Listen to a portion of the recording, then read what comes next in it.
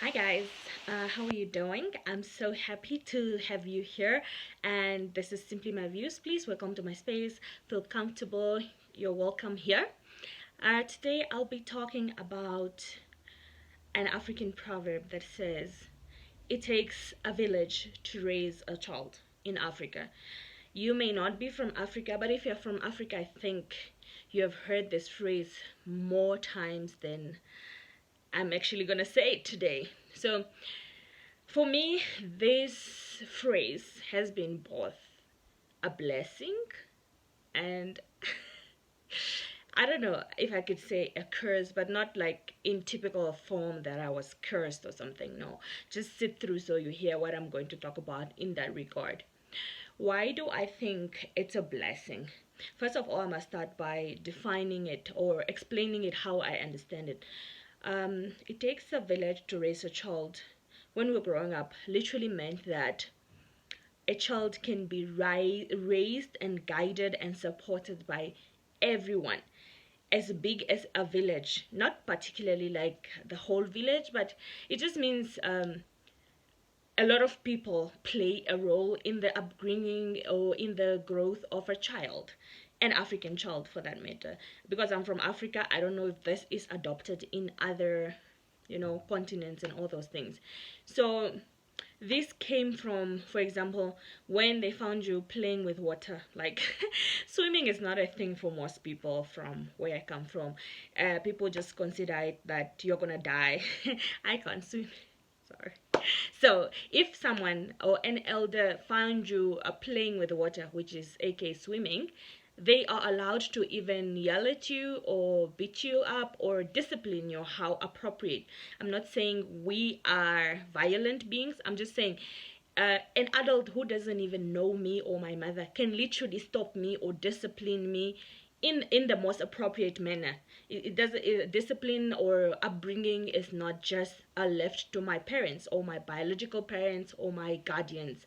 You know, if they found you like school was out, like for us that used to walk to school, sometimes we'll play along the way and then get distracted and then lose track of time, and then if a parent finds you, they know that, oh, grade 1 to 4, they are supposed to be at home already by 12 p.m.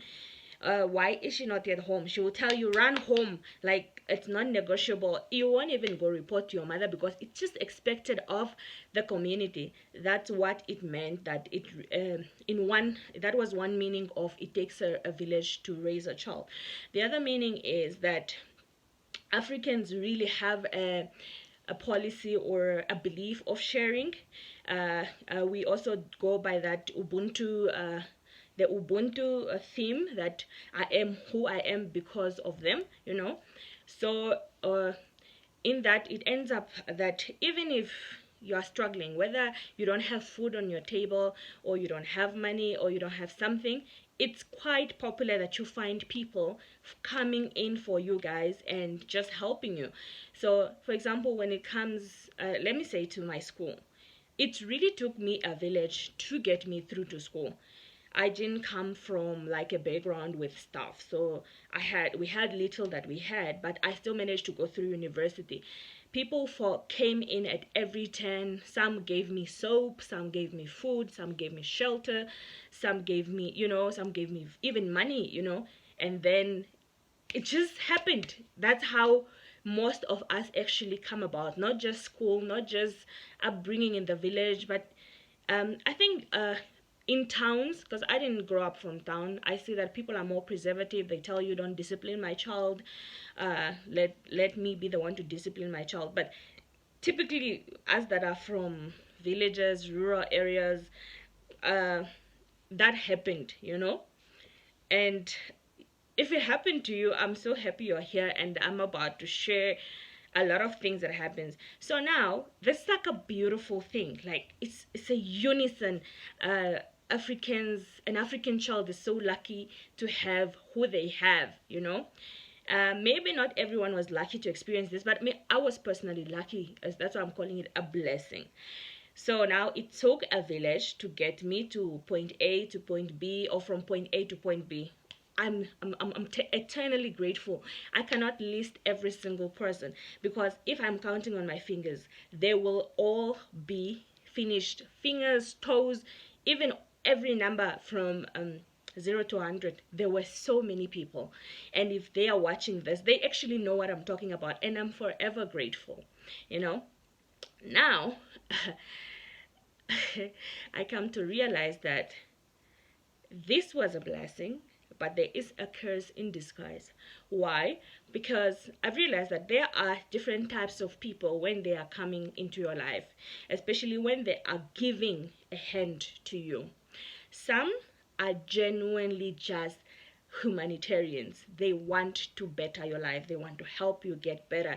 They want to help you get out of a certain situation. And I applaud those people, because most of those people in that category, they give without expectations of you'll pay me back or whatever, Because, I mean, for me personally also, if I'm giving something, unless we have an agreement that you are supposed to pay it back, I don't necessarily expect you to pay me back unless you borrowed something that you said you're going to pay back. But then other than that, no, I don't expect it.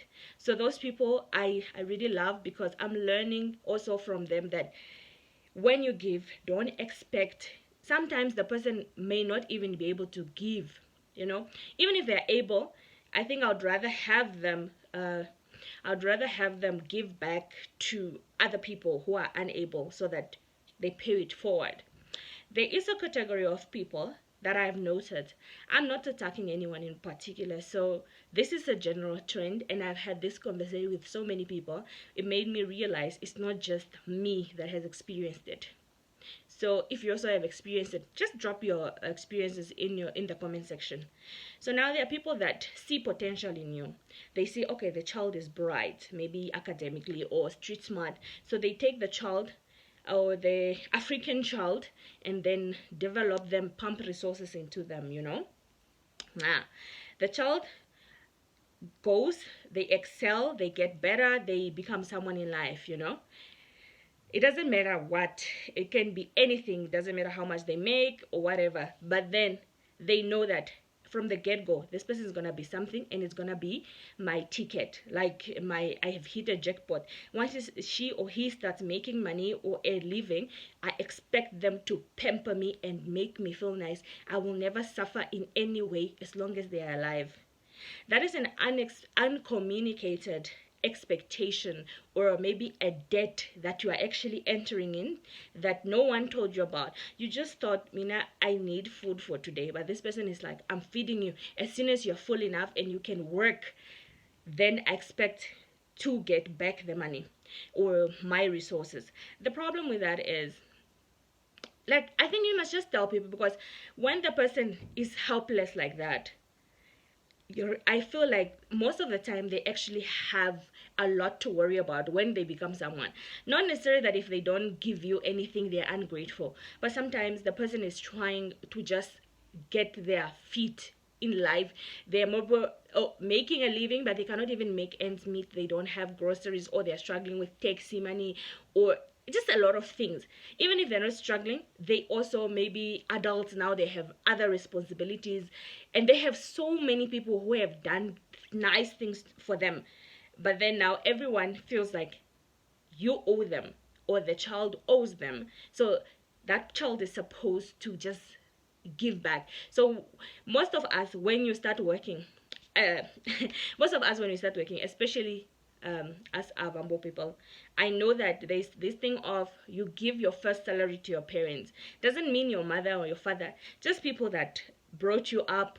You pick who, you decide how much you give. It also differs from family to family about what you believe in. Your parents may even refuse the money because they think, no, my child, go pay your rent. We know that life is difficult, but not everyone does that.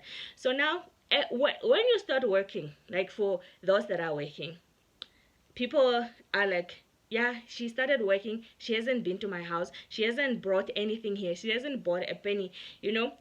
Not sometimes it's not even because the person doesn't want. I think people just close off the possibility that this person actually is now an adult with responsibilities just like anybody else. Like there was a time where you expect your aunties to, or your uncles or your family members to come through and maybe pay your school fees, but then they all told you, no, this month my budget. Yeah, budget, everyone has a budget, whether they've been helped or they're self-made. Like people say that I came here all by myself, nobody helped me. But in Africa, it's really rare, because it takes a village for a child or someone to really become who they are. Speaking from experience, and I know I'm not the only one. So now it becomes very difficult, because even if you say you don't have, which you genuinely don't have, because sometimes when you have, you really give, but then sometimes you are like, if I don't give, people will say bad things about me. They'll call you an ungrateful piece of what. They'll call you names. They'll tell the entire world what you have done to them, but not I've had this personally done to me. People will go and tell people that, yeah, that child who was born by who is an ungrateful person. I took her in my life, and then now they are what, and then the thing is, at first I used to actually like run and go in debt trying to please those people. Yes, I'm grateful, but there's a part where it just becomes like another expense. Like you're expected to do something on a monthly basis or something. So now the thing is, if you do give, whether you give monetary support, financial, emotional, whatever, material support, people just say thank you to my face or to your face, and then when you leave, you are the topic, like, she came here, she works where in the government, or she works where in this company, but it's me that she's giving $500. I'm like, yeah, it's my $500 that I worked very hard for. It didn't come easy. Even when I was being helped, I wasn't there crying and saying, no, you only gave me $10. No, there's nothing like. So people actually just downplay what you give, because for me it's not even if it's $5 could get me to university on a municipal bus. So I'll be grateful for that. And then you give a 500 and the person says thank you, and then you hear whispers or people actually just telling you that, oh, your mother or who said you just brought $500. Who are you to bring $500 after all that she has done for you? And then I'm like, what? Then I'm like, oh, my heart sinks. Let me go. Maybe next month I'll give 1,000. Maybe that 1,000 I probably even went in debt. I went to borrow just so that I can be, I can be accepted and glorified verbally. But then I've realized at this point that whether you do something nice or you don't, people will just have an opinion. They will say, if you give, it's not good enough. If you don't give, woo, piece of I will not say it because I'm trying to stay very far from vulgar things. Yeah, so that's the story of an African child when it comes to being raised. Yeah. I'm not saying every person that has helped an African child does this to them, but it's very common, guys. And I still struggle as an adult to deal with these things like perfectly. Some days I got it, I have a grip of it, and I'm like, no, I'll give when I can. Some days you're like, wow, am I really that bad? To start questioning yourself for not being able to give everyone on everything they want, because ultimately everyone wants to support people that have come through for them.